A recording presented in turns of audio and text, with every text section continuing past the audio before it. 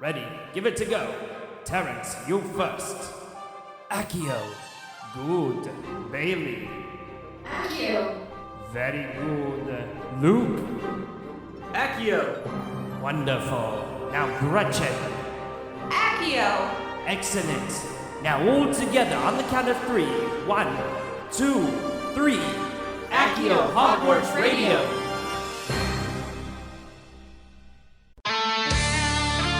This is Hogwarts Radio, episode 248 for July 28th, 2019. Hogwarts Radio is the official podcast for wizarding news from HPA&A, discussing all things Harry Potter, Fantastic Beasts, and the rest of the wizarding world. For the quickest up-to-date news on the franchise, make sure you check out wizarding.news. Welcome to episode 248 of Hogwarts Radio. I'm Terrance Pinkston. I'm Bailey Riddle. And I'm Gretchen Rush. Hogwarts Radio can be found anywhere you get your podcasts online. It doesn't matter where you listen, just be sure to click subscribe and you'll have a new episode as soon as it's released. Make sure you follow the show on Twitter, Facebook, and Instagram to get in on the fun with other listeners and fans of the series. Don't forget, Hogwarts Radio is also on Patreon. By pledging, you'll receive instant access to bonus content, including behind-the-scenes planning of the show, Into the Common Room, Hogshead Radio, and much more. Sign up today over at patreon.com/HogwartsRadio. This week's episode is brought to you by Patreon producer Candace. Well, it's that time of the year again, a little early, but I think it's time to dole out some birthday wishes. So happy birthday to J.K. Rowling, Harry Potter, Neville Longbottom, and also Daniel Radcliffe. Yay! That's my... Cheers. I'm making... Play the wizard birthday video for them. It's always... I love this time of the year because, well, even though J.K. Rowling has been silent, you know, the fandom still wishes her well. And it's our time to kind of celebrate her and Harry. I mean, like we need a reason to celebrate them, but you guys know what I mean. It's just fun to, you know, kind of bake a cake for Harry. Because this is when the adventure started for him. It's true. And I'm doing another virtual race this month, and the medal is the cake that Hagrid bakes. And it's just so cute. It is very like a celebratory time. And who doesn't love summer? It's a great time to celebrate. The one time I tried to bake Hagrid's Harry birthday cake, it turned out awful. Like, it looked even worse than if Hagrid would have made it himself. Well, I'm kind of curious. What kind of a cake? Can you make really any kind of a cake, any kind of a round cake, or is there a specific one that people like to make? I assume you could make any kind of a cake. I know I made one from the unofficial Harry Potter cookbook, and that was a chocolate cake. I don't know if it was just the one cake I made was very crumbly, so all of the chocolate cake pieces were flaking off into the frosting, but did not go well. Well, I'm definitely looking forward to seeing some Harry Potter birthday posts on social media, especially with people baking a cake. And like clockwork, there's just those accounts that you can count on each year, you know, be it our friends or be it people from fan sites or anything like that you can really see these cakes, and I'm just really looking forward to it. So happy birthday to all of those folks. And I guess we would be remiss to not mention that it was also David Heyman's birthday around this time of the year. So happy birthday to David Heyman, the producer of the Harry Potter and Fantastic Beasts films. Really, the man responsible for this entire franchise and the success that it's had on screen. Happy birthday, David. We're proud of you. Leave us another voicemail, David. We'd really appreciate that. Well, there's also another special birthday that we have to mention, and this is something very near and dear to us, but Hogwarts Radio is turning 11 years old. You guys, shouldn't we be getting our Hogwarts letter by now? I think they probably sent our letter with Pigwidgeon, so it's lost on the way somewhere. Hopefully he'll figure it out and we'll get it soon. It's amazing. Like, I know we say this every single year, but it's really a milestone for the podcast. 11 years old. There's not that many podcasts that are out there that are as old as we are. So, it's very near and dear to my heart. But, we can't make this happen without the incredible host team and the team that we have behind the microphone as well. Just really keeping us going and keeping us relevant. And our wonderful supporters on Patreon. I don't think we could make it without them either. Yeah. So thanks to you all. Yeah, definitely. So whether you're a new listener or you've been listening to us for the past 11 years, thank you so much. And here's to many more years. Cheers. I'm raising a Ravenclaw glass right now, you guys. So Gretcher's had a mini vacation to Universal Studios this past week. I feel like the bulk of us were on vacation. Bailey, you were at Con of Thrones not too long ago. I was recently in Vegas.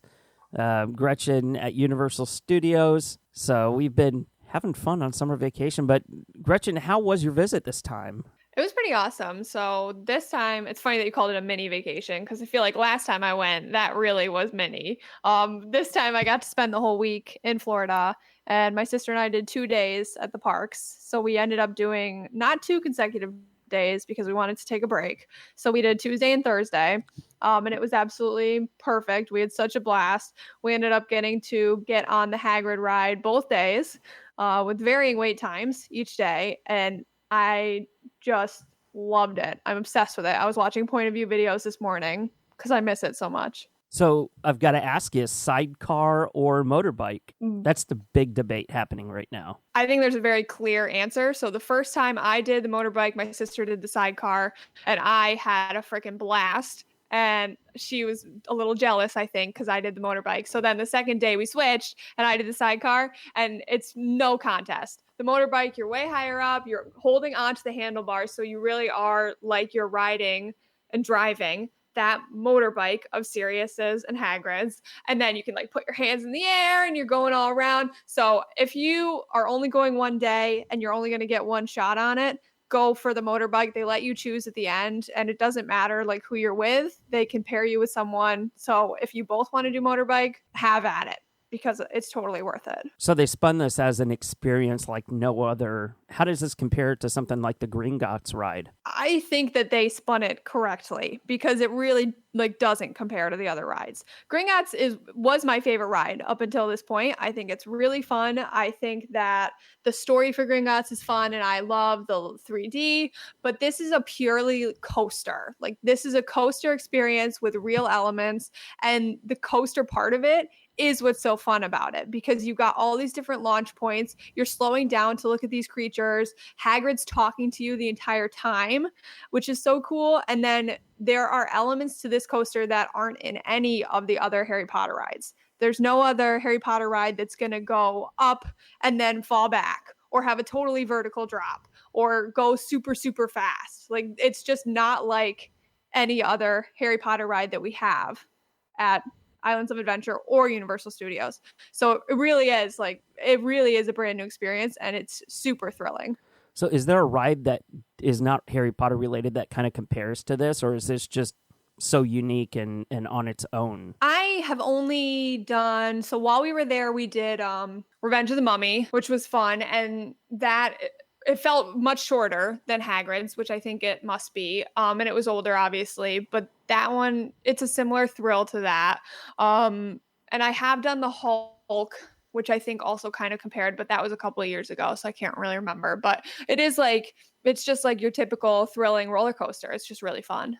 So you went while it's a middle of summer right now, and it's hot down there in Florida. It's very, very humid. Which makes it seem, at least 10 degrees higher than what it actually is outside. So I imagine you drank a fair amount of butterbeer this trip. I had a fair amount. If by a fair amount you mean one glass per day. Is that a fair amount? No, that's a little low, on the low end of the spectrum there. Not a moderate lightweight. Is that a light amount? Well, I got a frozen butterbeer both days because the base of that is vegan. So I just had the base of it. And then my sister tried the cold for the first time, which I had a sip of, and that was really good too, actually. She really enjoyed it. But we could have had more butterbeer. We didn't have enough. So the problem that you ran into with the butterbeer was was, of course, the foam. You said you only drank the base of it. Do you have a tip for anybody that just wants to drink the base without drinking the foam? So my strategy, I bring my own straw everywhere. So I ask them to not give me a straw. Because when they do the straw, they like stick it in and kind of swirl it around. So I did my own straw and just kind of like stuck it in the side of the drink, trying to avoid the cream. This sounds totally insane. To avoid the cream, because then you're just getting it at the bottom of your drink and you can just drink from the bottom up until you reach the cream and then just stop drinking and throw it out or give it to your sister. So I gave it to my sister so she could drink the whipped topping. So if you want just the base of the drink and don't want the topping, because they will not serve it to you without the topping, just try like maneuvering and just drinking the bottom and then giving the top to a friend. But you're not getting the full experience. No, but you also don't need that much. Like, it's so sweet. Yeah, that is true. That is true. And I know there is a petition online. It's almost like a dessert all on its own. What are you having? Just butterbeer. Butterbeer topping on everything, right? The cream topping on everything. Put it on pies. Tastes delicious. So I know that there's multiple petitions online for a vegan butterbeer. Universal has been kind of quiet on that front. I hope it's something that they're working on, that they're actively developing, because there's, quite frankly, a lot of folks out there that want to try it, but just aren't going to because they don't have that vegan option. I really hope they're working on it too, because they have done a lot at the park with vegan options. They've added like a Beyond Burger. They've added other like fake chicken patties at all the restaurants. Like a lot of them now have vegan options. That's just within the last like year. So I'm hoping that maybe now that Hagrid's done and that can calm down a little, they'll be like, okay, what should we do next for the Wizarding World? Oh, we could go back to that vegan butterbeer that people wanted. Like, let's offer a vegan whipped topping, because then we're still meeting our licensing agreement with Warner Brothers by serving it with a whipped topping, but now everyone can enjoy it. And the fact that the cold has dairy in it, to me, is just totally insane. Like, it's basically a soda drink. I don't know why you can't just eliminate the cream or replace it with a skim milk or oat milk. It just doesn't make any sense that beverage would even have dairy in it. So I really hope that they are focusing on that for the future.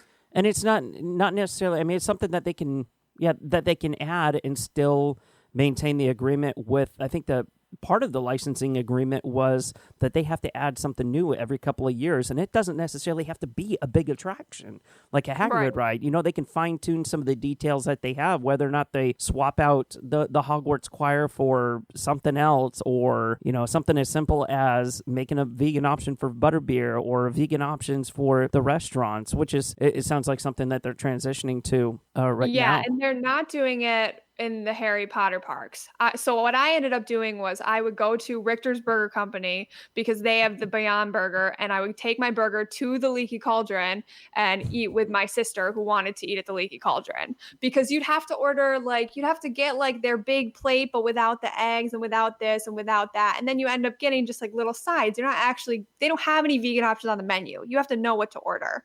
And I'm not really that interested in trying to do that for food that personally, I don't think is that good to begin with. So I just went and got a burger.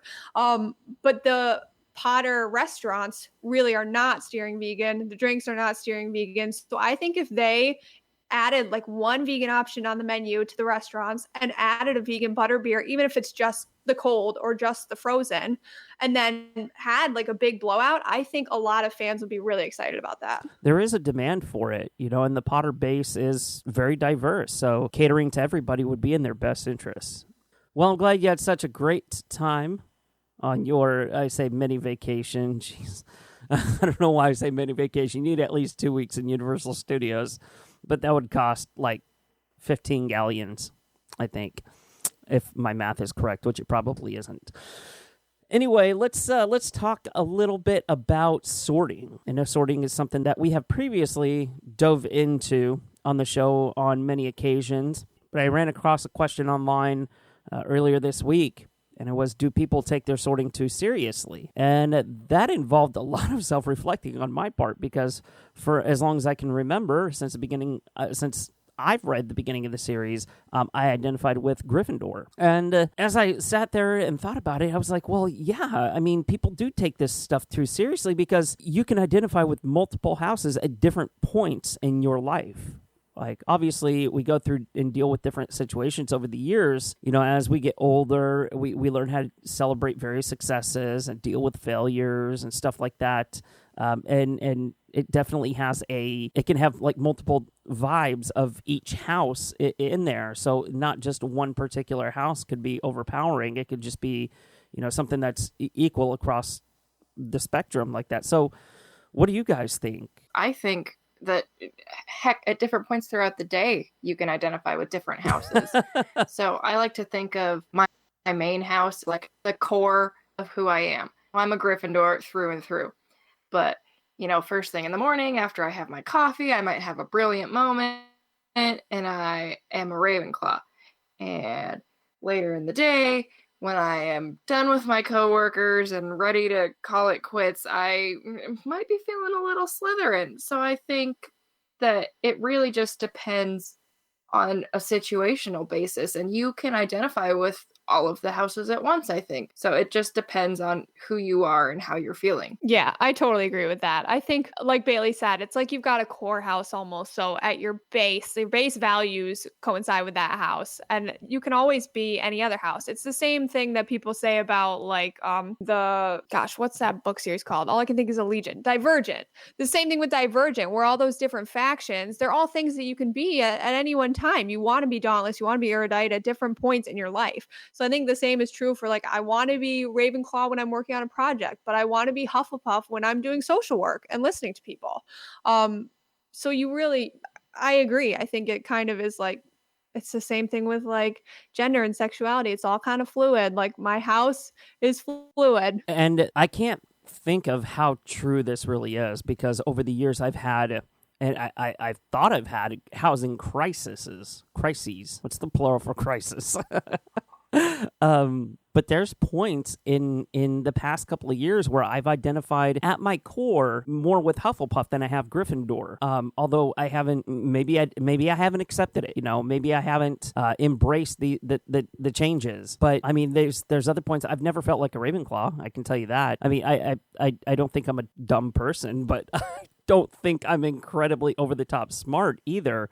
And there are a lot of, you know, Slytherin attributes that I feel like I've gone through various points in my life, especially, like maybe 7 years ago or so. I felt like I was more Slytherin than anything, that I had all of those attributes and I was exhibiting those behaviors. And I'm like, well, what the hell am I a Gryffindor for? And, you know, I didn't care about things that the way that I cared about back then or that I cared about now. I don't know. I mean, it comes back to that line where I think, where Dumbledore says, I think that we sort too early. And that's what really gets me thinking is that, well, yeah, I mean, whenever you're 11, you can identify, you know, the sorting hat identifies, you know, your core as whatever your house is. And then that can change later on in life. And I really think that, I mean, getting back to the original question, that people do take the sorting really seriously. I mean, you're not just stuck with one house, I believe. I also think that it's a very personal thing for people, so it becomes part of your identity as much as loving Harry Potter becomes part of your identity. I am a Ravenclaw, I am a Slytherin. It's not, you know, like today I'm a Slytherin. So I think for a lot of people, it really is a huge core value system. You reminded me of when I went to the parks in May, I was wearing a Ravenclaw shirt and the woman at the gate was messing with me and she's like, so you're a Slytherin? I'm like, no, Ravenclaw. She's like, you're a Hufflepuff? I'm like, no, I'm Ravenclaw. She's like, Gryffindor? Like, no, I'm Ravenclaw. And she's like, I'm just joking. So it becomes very much like my gut reaction was like, no, I'm not. I'm a Ravenclaw. Can't you see? Like, I'm wearing a Ravenclaw shirt. I've got my Ravenclaw face on. Like, it becomes so much a part of who you are. So I think that's another I am not, take it seriously. not a poser. I am not.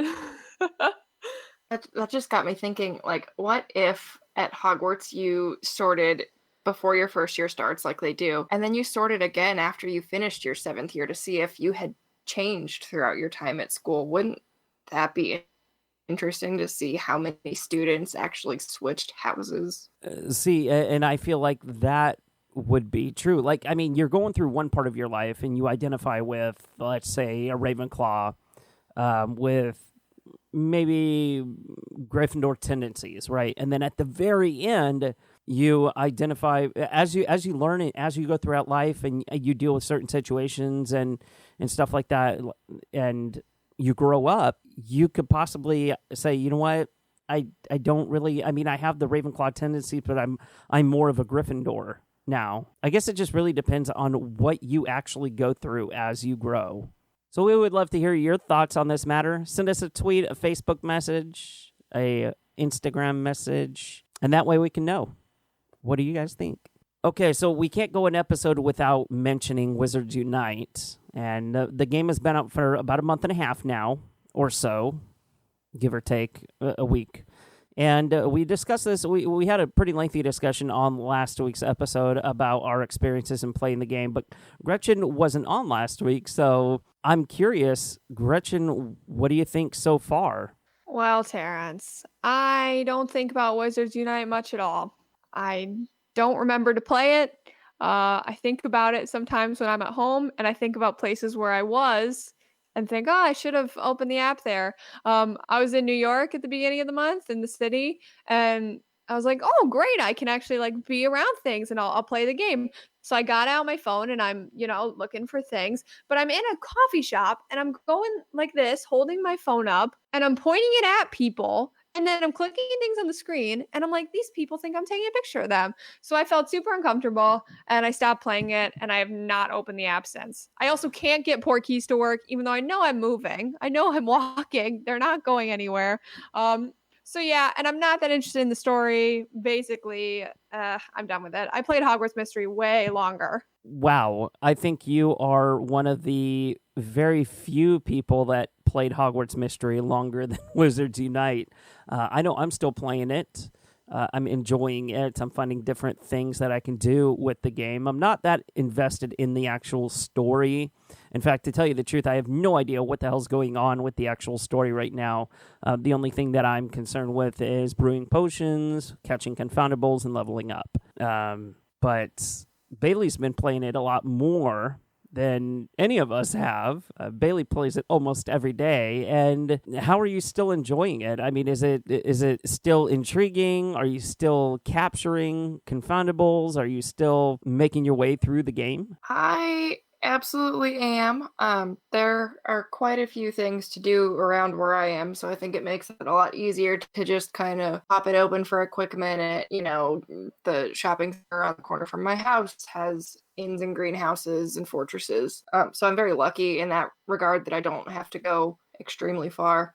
Port keys, and I never have, so those take the longest time, and I don't get it. But, if you open it up while you're driving and you just drive really slow, it helps open your port keys too. So that is my tip for opening port keys quicker. The driving hack. I know we spent a fair amount of time on it on episode 247, and I'm sure there's going to be a fix for it later on, but we're going to continue to play it. It sounds like, aside from Gretchen, it sounds like she's done with it. Might be going back to Hogwarts Mystery or so. Or let me ask, because this kind of transition to what we're going to talk to next is it because it's a mobile game and not a console game, or is it just not interesting? I just don't find it very interesting. I don't exactly know what I'm doing. And I was never into Pokemon Go either. So I think it is too. I was nervous when they announced that it was the same type of game because I never got into that one. So I think for me, it's just trying to find stuff, and none of it really, it just doesn't grab me. Well, what if EA Sports were to create a Quidditch game for consoles? So for those of you that don't know, that aren't console game players, EA Sports is a division of Electronic Arts that develops and publishes sports video games. It was a former marketing gimmick of Electronic Arts in which they tried to imitate real-life sports networks by calling themselves EA Sports Networks, with pictures or endorsements with real commentators such as John Madden for football. And it quickly grew to become a label on its own, a sub-label on its own, releasing game series such as FIFA, NHL, NBA Live, Madden, NFL. I feel like they're missing the mark here with that Quidditch game. Yeah, I totally agree. I feel like I've been saying this for like 15 years. I was really into the EA PC games, the Harry Potter ones. I thought they were brilliant. I still have them. I don't have Windows 95 anymore, so I can't play them. But I loved them at the time. And I had EA Sports PGA Championship. So you take your mouse, it's so old. You take your mouse and you pull it back and then you push it forward and you swung the golf club to hit the ball. And that was so fun. Me and my sisters would all play that on the same PC. Y'all are missing out who never played PGA Championship. So I think if EA Sports jumped on this, I would get, I don't know, if it was a PC game, I would get it. If it was like PS, I don't even know what PSs there are, but I would buy one to play this. Are we at PS4? Yeah, PS4. They're talking about a PS5 now, so. Well, whatever. I would buy a 4 probably. Hopefully the 5 comes out and the 4 is cheaper. So I would buy a PS4 to play the Quidditch World Cup. That's my thoughts. I have never, I don't think, I'd have to look at all the games to be sure, but I don't think I've ever played an EA Sports game. So, but you know, if it's Harry Potter, it's got my name all over it. I will buy it, try it, play it, love it, and tell everyone about it. See, and this is like exactly what Luke was talking about last week, was he's not really a mobile gamer. He wants to buy a physical copy of the game and be able to play it on whatever, console he owns. And that way he can enjoy. He doesn't have to, wait for things to happen. He doesn't have to spend money. He doesn't have to lose time over playing something. And we all know that if you have to invest time in it, you kind of lose interest. So I personally, I haven't played an EA Sport. I think, the last EA Sports game I played was like Madden 95 or something like that, on Super Nintendo.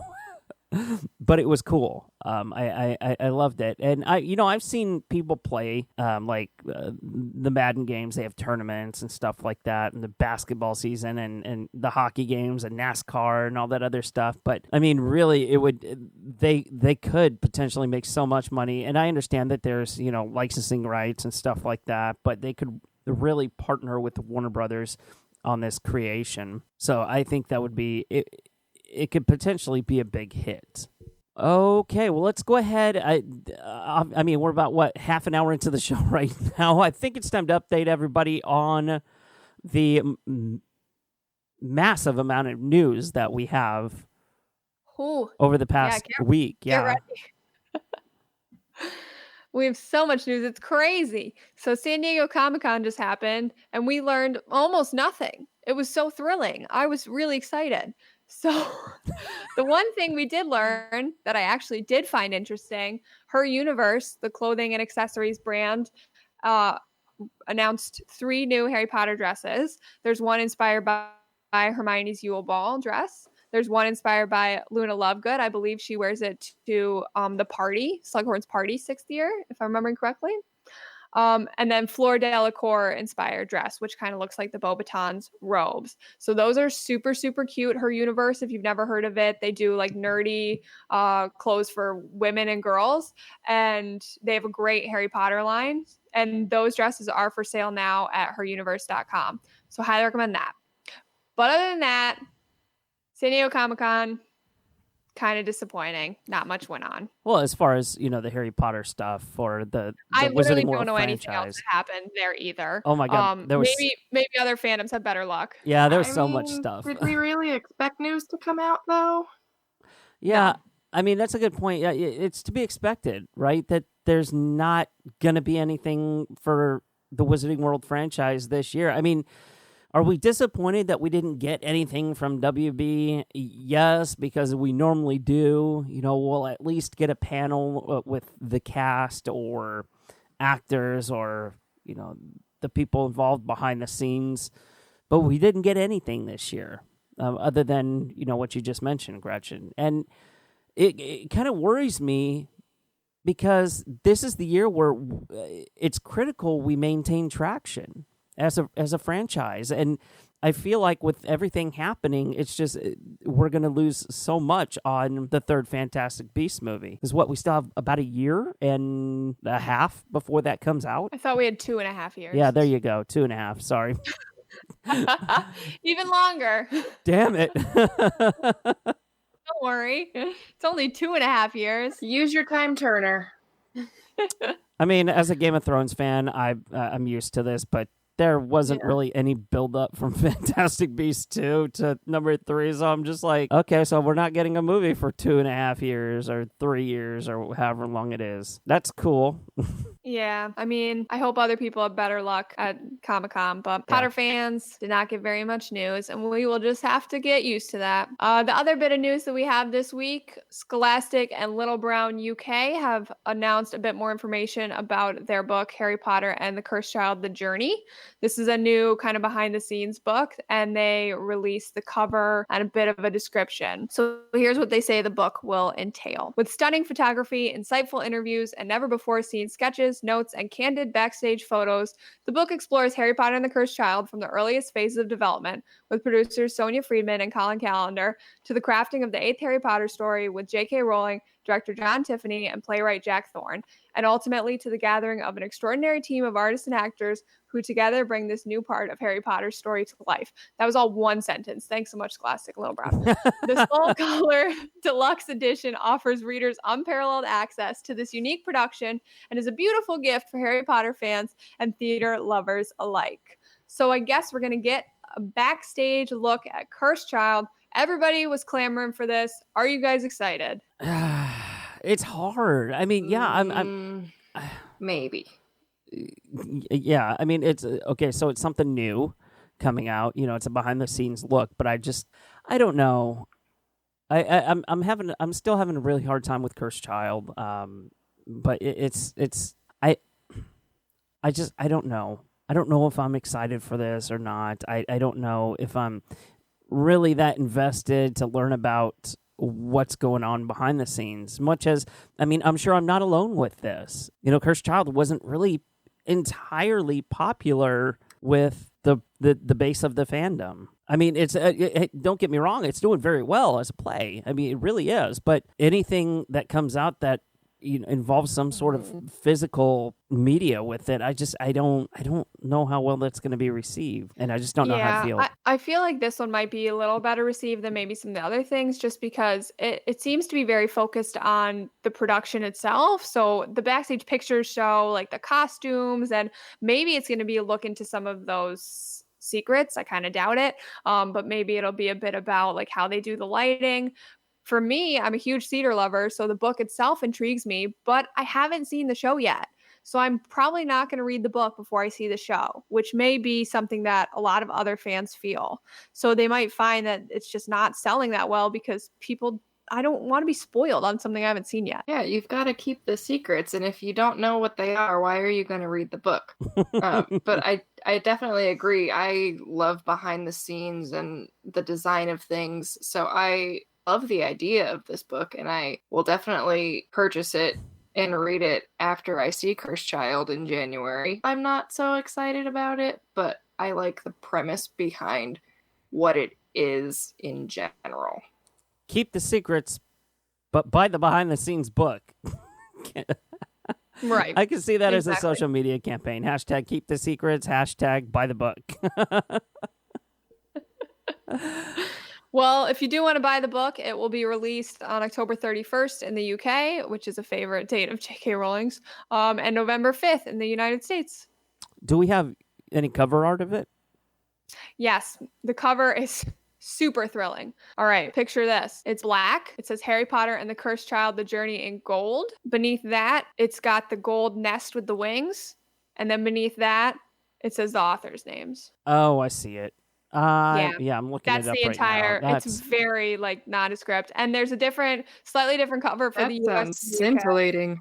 It is. It's really thrilling. So one of them, I can't tell if it's the US or the UK, has a little gold on the side. Oh, it's the US one. Has like a gold strip with H's on the side. And then the UK edition does not have the gold strip on the side. That's the only difference between the two covers. And the gold foil looks slightly different colored. Yeah, I'm looking at them right now. For the most part, they do look pretty similar. Yeah. The Harry Potter font obviously is in the Harry Potter font for the US, and the UK, it's in the regular, that regular script that they have. So. Yep, pretty standard. Okay. I mean, I'm not bashing it by all means, but I don't know how many people it's going to interest. Like, there's going to be a very small niche of people, I would imagine. Yeah. But I'm going to be interested to see this in the bookstores. I'm probably going to go check it out. Probably will get it. Why not? Well, that is it for our news. We lied when we said it was a lot. Wow. I think Sorry, everybody. It lasted like a whole 6 minutes, I think. The Express News. The Hogwarts Radio Express News. Anyway, let's talk about this week in Potter history. So something happened 10 years ago this week that we need to talk about. And it was the teaser for Harry Potter and the Half-Blood Prince being released, the very first teaser. And up until this point, this is why this is such big news. One, it was the very first episode of Hogwarts Radio that we recorded. But two, up until this point, we had gotten nothing but pictures.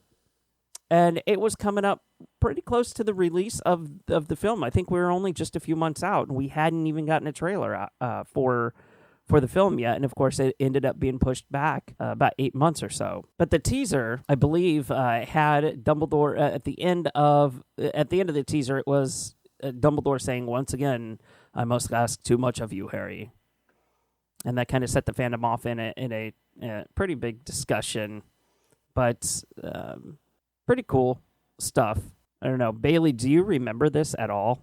No, this was like before I got super involved and like cared about the fandom aspect of Harry Potter. It was kind of in that in between, like I'd already read all the books and then I kind of forgot about Harry Potter and stopped caring for a little while.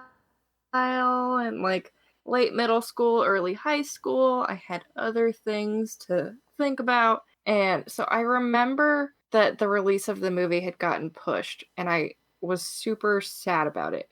But other than that, I don't remember the teasers, any of the promotion really for this movie at all. I just remember that it was going to be delayed, and I thought it was the weirdest thing at the time that they had this date set in stone, and now it was like, oh, just kidding. Right. See, and I remember about a couple of weeks from now was the screening for the movie, and this was before that we had learned it was being pushed back. And that's when we realized that a lot of it hadn't been completed. And I think we had Eric on the show at that time just discussing his experience with that advanced screening. So he said, yeah, a lot of things they had to use like title cards for because they weren't done with the CG effects and stuff like that. So, I mean, it kind of reminds me of like maybe what we're going through right now, where they had to push back the third film of Fantastic Beasts because they wanted to get it right, and I feel like that's exactly what they wanted to do with Half-Blood Prince, and it turned out okay. I mean, it was an okay movie. It wasn't my favorite, but it was another, a Potter film that they seemed like they took care of. And I don't know if that's attributed because they had to push that back a few months or not. That's just something that we never got an answer to. But anyway, I thought it would be fun to kind of play just maybe a minute or two of Hogwarts Radio episode number 1. Now, keep in mind, this was 10 years ago, you guys. 10 years ago this week that we sat down and recorded it. And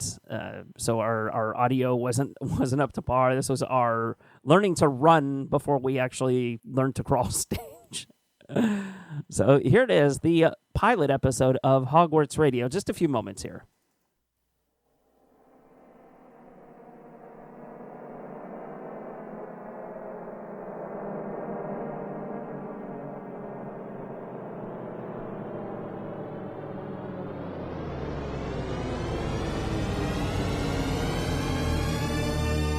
You're listening to the pilot episode of Hogwarts Radio, August 1st, 2008.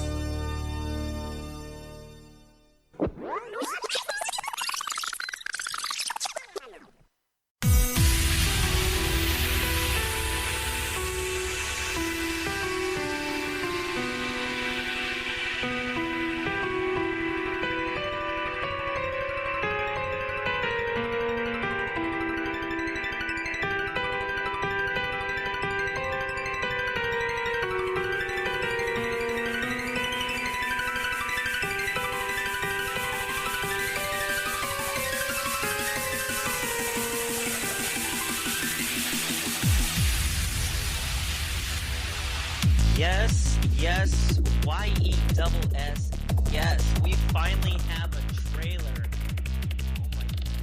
Oh my god, finally. Wow, after so long. Been like what, 5 years? 25 years, I don't know. It seems like it. It's been, well, a long time. Just a long time. Quite a long time. Hi everybody, welcome. Welcome to Hogwarts Radio. Pilot episode, episode 1, call it what you want to call it, we are here though. Yay. Okay, that's enough of that. Incredible. Baby Terrance. Oh my goodness. I was just... oh my goodness. And guys, you cannot find the pilot episode online anywhere. I have yet to figure out kind of how to upload them all and stuff like that. So... yeah, but I'll figure it out eventually. Don't worry. You guys will be able to hear all of our earlier episodes, but it was big news to discuss, and I'm glad that we had something right then and there to talk about. Otherwise, I don't know how we would have launched the show. Well, let's move into a couple of announcements. The first one is thank you so much to those of you that have left us a review and rating on iTunes.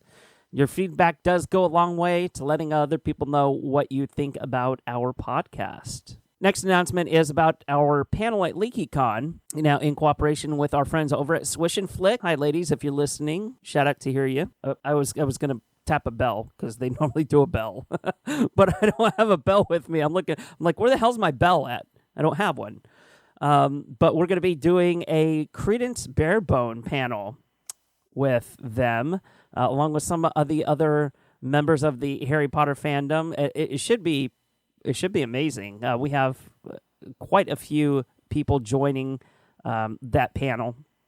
So I am not going to give all the details all out at once, but it's going to be fun. That'll be happening this October in Boston.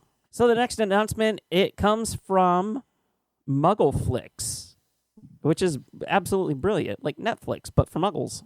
Wait, Netflix is for Muggles. Never mind. But Muggleflix is coming out with a fan-created film called Neville Longbottom and the Black Witch, which is to be released on 7/30, so almost coinciding with the release of this episode. And they asked to reach out and see if we could help them promote it, so which we're happy to do. Gretchen, what is this film about? Yeah, so obviously July 30th is Neville's birthday, which I'm sure they chose as no coincidence. So the film is about Neville, and here's a little blurb that the director sent us about the film. She said, the film takes place after the fall of Voldemort via Lily Potter and centers on the Longbottom family, specifically their capture by Bellatrix Lestrange, Rodolphus Lestrange, Rastaben Lestrange, and Barty Crouch Jr. The idea came to me when I saw an Instagram photo of our lead actress who looks strikingly like Helena Bonham Carter. So I reached out to her, and she happened to be a huge Harry Potter fan, so I started researching everything I could find about Bellatrix and the Longbottoms and then wrote the script. Now, 1 year later, here we are. So there's a little teaser trailer, and I watched it, and it shows that actress. She looks just like Helena Bonham Carter, and she's featured on the poster too, and it's incredible. And this is such a cool concept for a film, so I'm really excited to watch it when it comes out. We'll go ahead and link to them on hogwartsradio.com under the Friends of Our Show link up at the top. So go ahead and click that and scroll to the bottom. They'll be right there, and we'll link to the YouTube channel as well. And then whenever the actual fan film is released, we'll link to that. And so you guys can go ahead and check that out. We're going to be tweeting about it all the way up through the release, giving them a little bit of promotion, and I'm excited to kind of see this. I really love how passionate our fandom is about fan-created projects. I mean, there are so many out there that are so well done. So I'm really looking forward to watching this and, just catching the storyline and how everything went down, according to them. All right, let's move into a couple of discussion questions that we have. The first one, in Sorcerer's Stone, why does Hermione lie about why she was in the bathroom when the troll arrived? She lied to Professor McGonagall, for those of you that might not remember. So what do you guys think? I think she's just embarrassed that she reacted the way she did to what Harry and Ron had said earlier. And so, especially when she sees that the boys come to save her when they realize that she's not at dinner, I think that says a lot to her about, maybe they just didn't mean it and Ron was blowing off steam, and I might actually like these guys as friends. So instead of saying, well, I was in here because Ron said something nasty about me, she just takes the blame for it. Yeah, she apparently did it to prevent Harry and Ron from getting into trouble, but what I really don't understand is how they would have gotten in trouble if they would have simply told the truth. Yeah, I never understood that, because I always thought the same thing. I'm like, just tell the truth. But like, when you're 11, you think you're going to get in trouble for everything. So I bet if you're the cleverest witch of your age, you'd be like, oh yeah, I'll just make something up. They're going to believe me. And they did. And it worked out fine. So plus that's the moment that Rowling always points to. And it's like, that's when they bonded and they were friends. So if Hermione just been like, oh yeah, he made me cry, so it's his fault. And now we were all trying to stop a troll and we did. So like, don't get us in trouble. Right. If we think we'll be like, what? Yeah, if we think about our own personal experiences with like kind of bullying and stuff like that, we really don't want to admit that we were bullied because it makes us seem weak. And she doesn't want to seem weak. She wants to seem strong, and she wants to seem like, she's out there, she knows what she's doing and stuff like that. Not that she's crying over somebody calling her a mean name. I mean, which is understandable whenever you're 11 years old, though, at least from personal experience. Next question I have for you guys is, would we have been happy without the epilogue? What do we think? Was the epilogue absolutely necessary? I really never liked the epilogue, and it always felt very kind of unnecessary at the end of the book, and I would have much preferred to just kind of imagine where I thought all the characters ended up after the events at the end of the book. I totally agree. There's very few books where I read an epilogue and I'm like, oh, I'm so glad I learned that. Like, most of the time it's really not necessary. And it does feel like they're just trying to wrap up their story and make sure that it's got a definitive ending. But I think we all felt like it did have a definitive ending. So that epilogue I agree with Bailey. It doesn't really feel necessary. I think we would have been happy without it. But then I'm thinking, 10 years later or whatever, Cursed Child comes out and you see these names and you're like, what's happening? This isn't canon. Even more than we already were. So I think that was the main point of the epilogue she could have easily tied it up without the 19 years later part, but that was Rowling leaving herself an open door, I think, to kind of revisit the series if she wanted to. Not necessarily to Harry's story, but she kind of opened that door to his kids and everybody else, that next generation of young Hogwarts kids going off and having their own adventures. But, it would have been nice just to wrap up Harry's story right there after the Battle of Hogwarts, that, hey, all was really well. We defeated the Dark Wizard of all times and of all time. And, the world is safe once again. I do think, though, just to disagree with myself for a second, that it is a nice bookend to the beginning of the story, because you get to see Harry's kids going off to Hogwarts. And I think that is a beautiful, success story for a kid who was not treated very well by his family and found this home that he loved. And now he can see his kids have a life that he finally got to have. So I think it is, in its own way, a nice way to end that story. It's easier than implying that, oh yeah, his kids had, a great life. They didn't really have to worry about money or anything like that. Have that that stress upon them. They didn't have to worry about, somebody coming after them or anything like that. So I don't know. I mean, my feelings on the epilogue itself is mixed, but I felt like the story would have been wrapped up really nice without it. Let's discuss our favorite emotional moment with an unexpected character. So for me, it was definitely The Prince's Tale, because I never really connected much with Snape, but I vividly remember getting to that chapter in the book and being like, oh my gosh, this is incredible. I love reading about this. I love hearing about his past and what it was like for him growing up. And I did connect very emotionally with his story and his tale. So that was definitely unexpected, I would say. My favorite emotional moment was whenever Hermione had to cast the spell to wipe the memories from her parents. And I think this is more of a movieism than it is anything else. But just to kind of watch it play out on the screen and have Hermione being deleted from all of these photos and kind of wiped away from the life that she had grown up with, really, really hit hard with me. It's just like, wow, this is, this book is going to get serious. If this is one of the first things that we see, then, what else is there to come? What other kind of sacrifices are going to be made? And just kind of to look in Emma's eyes.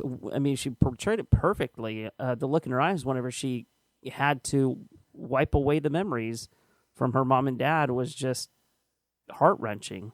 Yeah, that's an example of a perfect movieism, because that's basically like a throwaway line in the book and we don't get much about it, but it's absolutely gorgeous in the film. And like you said, it totally sets the stakes so high from the beginning. And you're like, oh my gosh, it's really going down here. Yeah. I think mine is also kind of another movieism. It's something that you sort of get throughout the book. But Draco's entire journey in Half-Blood Prince trying to repair the Vanishing Cabinet and figure out a way that he's going to kill Dumbledore, I think that's something that you really understand the stress that he's going through when you watch it in the movie. Yeah, he looks like he makes himself almost physically ill, especially whenever he's in the bathroom, right there at the scene where Harry hits him with Sectum Sempra. But you could just tell that the raw emotion of this character, and Tom Felton does it brilliantly. That oh my God, I'm going to be physically sick because I cannot do whatever it is that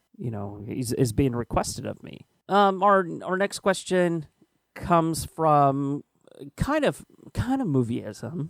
I mean, it's more from the book as well, but what do Muggles actually see whenever events happen?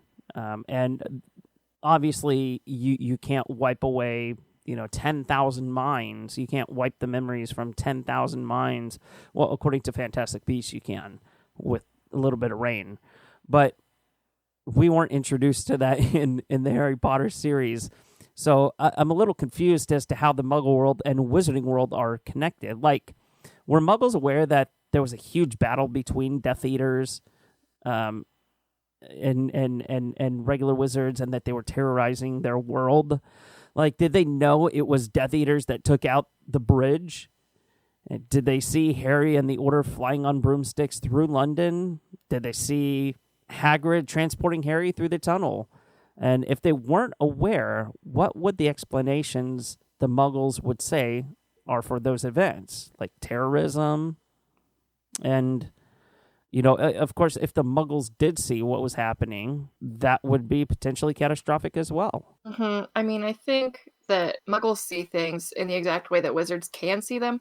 For example, in Chamber of Secrets, when Harry and Ron take the Fort Anglia and it's flying away from King's Cross Station, there's newspaper reports about Muggles seeing a flying car. So I think that they definitely have the capability to see magic. I think it's more just a mental thing with Muggles where they try to write it off as something else because that's so ridiculous. How could it possibly be? So the Death Eater attacks are, it could be a serial killer. It could be just a group of robbers vandalizing stores. So I think that Muggles just try to find a logical way to justify whatever magical things are going on. Yeah, I totally agree. I think it's a combination of their brain not being able to compute it, which I think was an explanation with the night bus, where Harry said something like, why can't the Muggles see us? And Stan's like, they see what they want to see. Their brains do whatever. So I think it's a combination of like, they see what makes sense to them,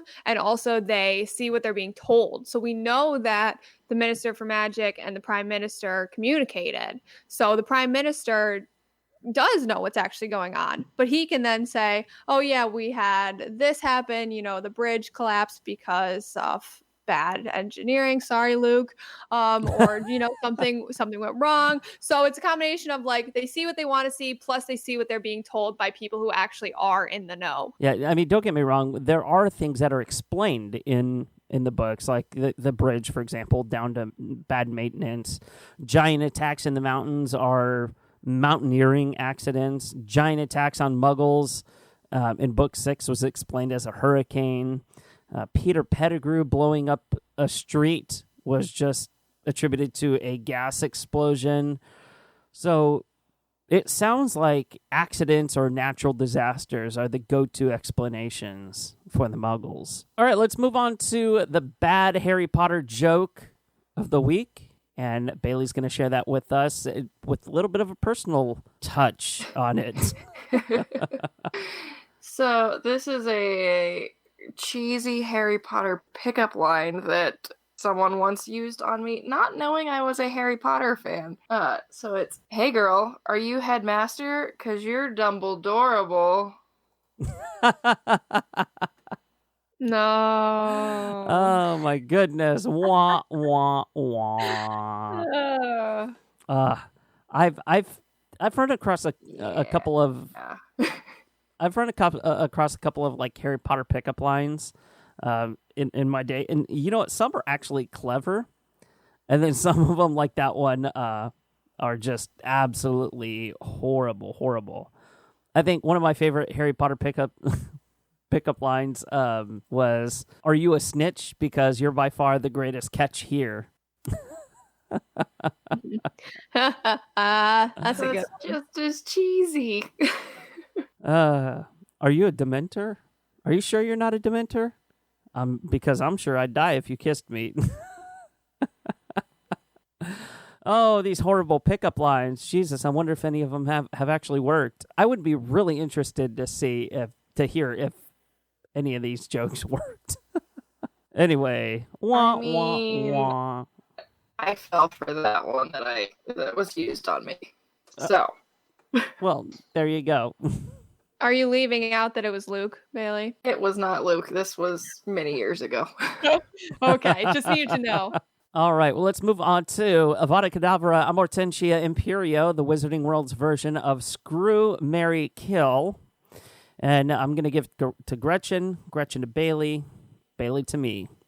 So, Gretchers, your 3 characters are Stan Shunpike, Ron Weasley, and I was going to say Ed Sheeran, but never mind. Ed Sheeran's not a Harry Potter character.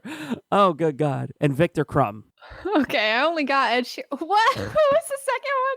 Stan Shunpike, Ron Weasley, and Victor Crumb. Oh, wow. And Victor Crumb. Okay. I will, oh God. I will Imperio Stan because he has a mode of transportation. I will Avada Kedavra Crumb because I just don't think we have much in common. And I will Amortentia Ron because he's pretty funny and I think we'd get along. Weak. Killing Stan Shunpike. Poor guy. He's misunderstood. That's all he is. I said I'd Imperio Stan. Oh, wait. Then who did you say you were going to kill? Victor. Oh, yeah. Kill the jock. Okay. Yeah. He and I have nothing in common. I don't know. He'll watch you read. Ugh. No thanks.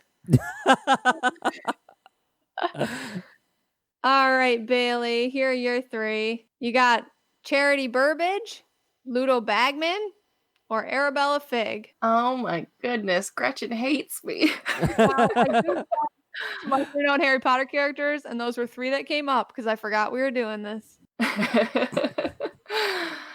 Okay, Charity Burbage. I'm going to Imperio her. and she can, I don't know, teach me things about Muggles.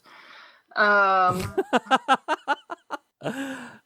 going to Avada Kedavra, poor Mrs. Fig, because she just strikes me as a crazy cat lady, and I can't deal with that many cats. Like, I want to, which is why it would be an issue, because I could very easily be rooked into having a million cats. And I guess that leaves me Bagman to Amortentia, and I don't know, he's funny, so that works. Brilliant. You did it. That was tough. Okay, Terrance, are you ready? I am. Hit me with your best shot. Fire away. Oh, you don't want to know. I've got Flowerworm, a blast-ended Scroot, and an Acromantula. What the hell? This is Beast's version? Ugh. Okay, so Avada Kedavra, the Flowerworm, because just like creatures that are slimy just really don't, they don't do anything for me.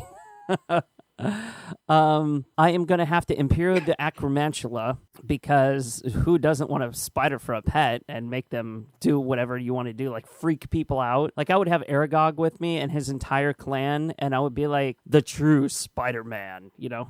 That would be awesome. And then I would Amortentia, the blast-ended Scroot. Well, I really don't have a good explanation for that, because I just don't. I think that's the only one left. I think it's a good choice. The blast-ended Scroot on the Hagrid ride is super cool. I think you'd love him. Is it cute? No. Well then, I'm doomed. It'll keep things interesting, that's for sure. Yeah, definitely not cute. Well, that was fun as always. Let's move into our last segment of the day. And this is a segment I borrowed from one of our good friends, Adam, who used to have this particular segment on his podcast years ago, but I put a Potter spin on it. So this is called What Are Potterheads Listening To? And of course, our lives are so incredibly busy with work, school, other things we have going on, playing Wizards Unite, that we may tune into a podcast, an audiobook, or a favorite music streaming service, or just listen to the old-fashioned radio. Either way, the purpose of this segment is to let you guys know what we are listening to right now. So who would like to kick this one off? Bailey, you want to go? So today I just started and finished listening to the audiobook These Witches Don't Burn by Isabel Sterling. I do quite a bit of audiobook listening to while I'm at work, so I tend to finish 1 or 2 a day depending on how long they are. Did you like it? It was really good. It was not what I was expecting. To be completely honest, I did not read the synopsis. I just heard good things about it and downloaded it. But if you like modern witches trying to hide themselves in America, I recommend taking a listen. Very cool. Gretchers, what about you? I'm a big podcast listener for the most part, so I have a few that I frequent, but since it's July, that means it's Christmas in July, and one of my favorite podcasts has a lot of episodes this month. It's called Deck the Hallmark. It is 3 guys who review every Hallmark Christmas movie. The one guy loves Hallmark Christmas movies, the other guy likes Hallmark Christmas movies, and the third guy hates Hallmark Christmas movies. They're very funny. The episodes are typically like 20 to 40 minutes. Hilarious. I highly recommend. So check out Deck the Hallmark if you're hoping for some Christmas in July. Awesome stuff. And I am listening to a series, an audiobook series called The Last Survivors, and it is by Bobby Adair and T.W. Piperbrook. Came out a couple of years ago, but it's one of my genuine fun rereads that I like to do. But The Last Survivors is about man's second dark age, 300 years after the fall of society. The last fragments of civilization are clinging to life, living in the ruins of ancient cities in near medieval conditions. Technology has been reduced to legend, monsters roam the forests, and fear reigns supreme. But that's just the beginning. The wind-borne spores are spreading, disfiguring men and twisting their minds, turning them into creatures that threaten to destroy the townships. Yeah, there's either like 4 or 5 books in this series, but thoroughly enjoyable. Really, the characters are so well fleshed out that it's just one of those that I can keep going back to. I highly recommend that you guys check out the audiobook. of that, the last survivors. All right, well, that is about it, you guys. And we want to thank you guys so much for tuning in for another fun-filled podcast and for celebrating 11 years with us. So once again, happy birthday, Hogwarts Radio. Yay! I'm Terrance Pinkston. I'm Bailey Riddle. And I'm the last survivor. And we may not be the boy who lived, but we can still be your chosen one. Thank you so much for tuning in, everyone. Bye-bye. Perfect. That's a good one. That was bloody brilliant. Codswallop.